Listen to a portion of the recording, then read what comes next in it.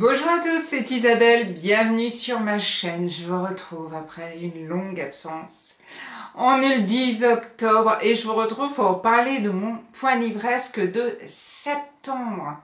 Je pense que c'est du jamais vu sur ma chaîne, mais là, septembre, je pensais m'en être sortie avec Alabama 1963, si je me trompe pas d'année.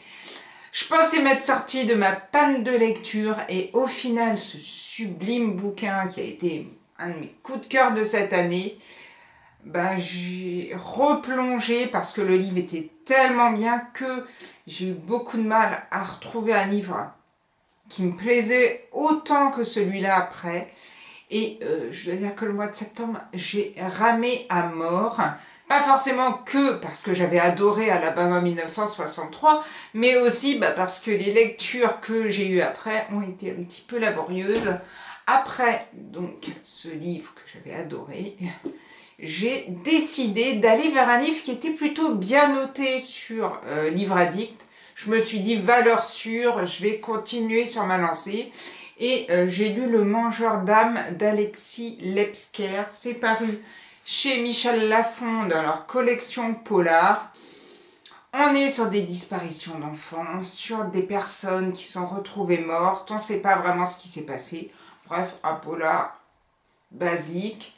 Deux enquêteurs, un de la gendarmerie et un de la police, qui arrivent et qui enquêtent tous les deux ensemble et un petit peu séparément puisqu'ils sont sur deux morts, enfin deux affaires différentes, et on va donc suivre ces deux personnages. J'étais plutôt ravie de commencer ce livre en me disant c'est plutôt bien écrit, les personnages sont intéressants et tout. J'étais vraiment bien dedans et j'ai ramé. Et ramé, et encore ramé. Je sais pas pourquoi, je pense que j'ai trouvé ce livre très long. J'ai eu du mal à... au tout début, ça part très vite. On se dit, waouh, ça va être génial. Et après, je trouve qu'on n'avance pas assez vite dans l'histoire. On traîne sur des longueurs, sur des choses qui se passent. Enfin, j'ai vraiment pas suivi le rythme. Alors, est-ce que c'est moi qui n'étais pas du tout dans le rythme ou est-ce que c'est le livre qui est assez long et qui donc m'a perdu un petit peu? J'ai eu beaucoup de mal, mais alors quand je dis beaucoup de mal, j'ai eu vraiment beaucoup de mal à finir ce livre qui n'est pourtant pas long, il fait à peu près 350 pages. En général, 350 pages, allez, maximum 3 jours, j'ai bouclé. Je pense que ça a duré une semaine. Et encore, finalement, une semaine, c'était pas beaucoup.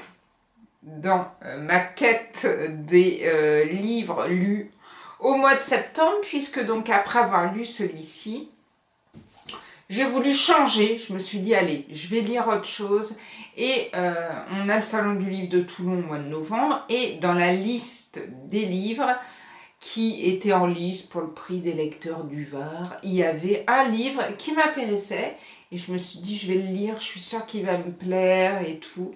C'est Des diables et des saints de Jean-Baptiste Andréa. C'est paru aux éditions L'Iconoclaste et j'ai donné tout mon espoir dans ce livre. Et je pense que ma lecture a à peu près duré 12 jours. Sauf que quand je dis ma lecture a duré 12 jours où j'ai lutté pour arriver à 120 pages de lu. Donc quand je suis arrivée à 120 pages de lu, seulement au bout de 12 jours, je me suis dit, c'est pas la peine de continuer. Il y a des jours où je ne lisais pas du tout parce que je voulais pas, j'avais pas envie. Et comme je suis incapable de lire plusieurs livres en même temps, je me suis dit, je crois que je vais le laisser tomber.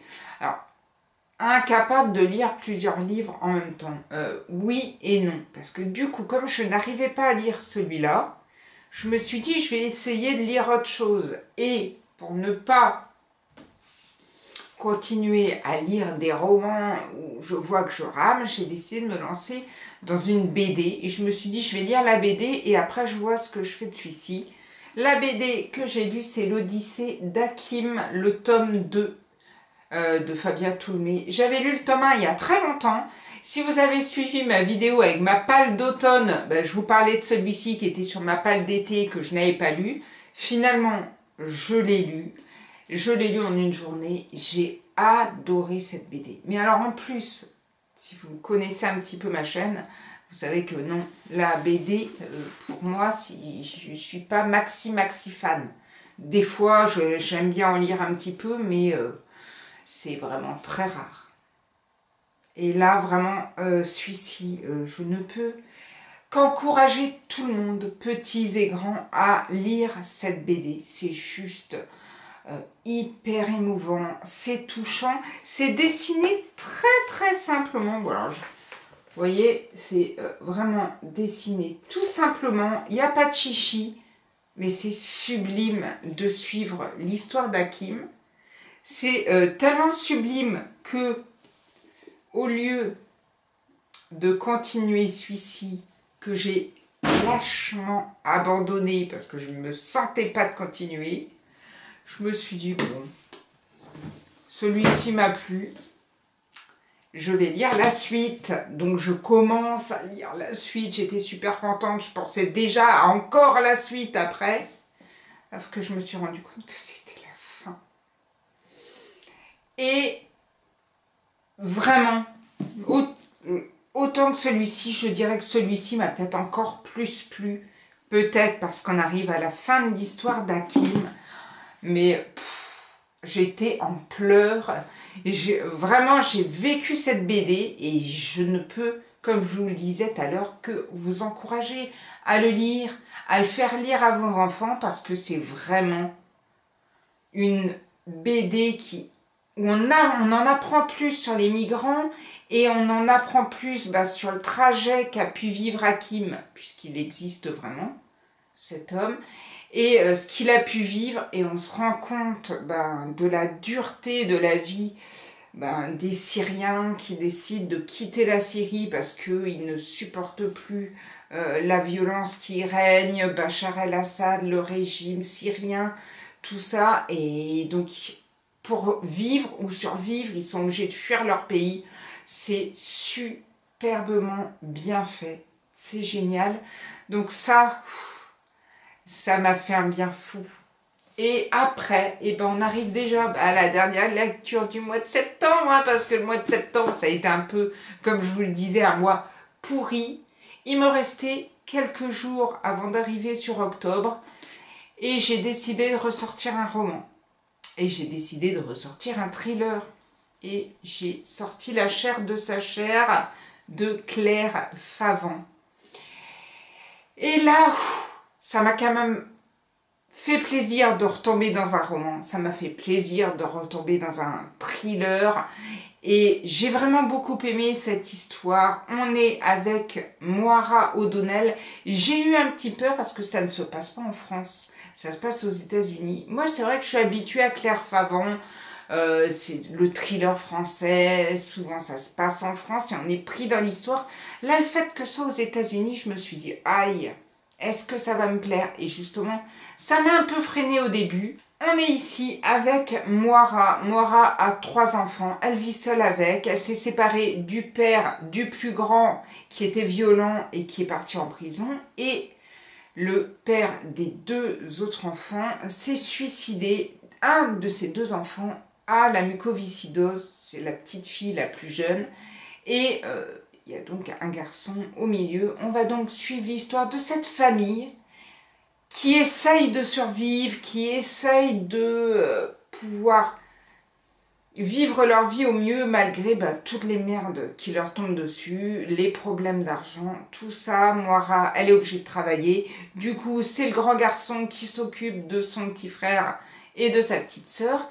Et un jour, Nigel, qui est donc le cadet de la famille, va tuer sa sœur.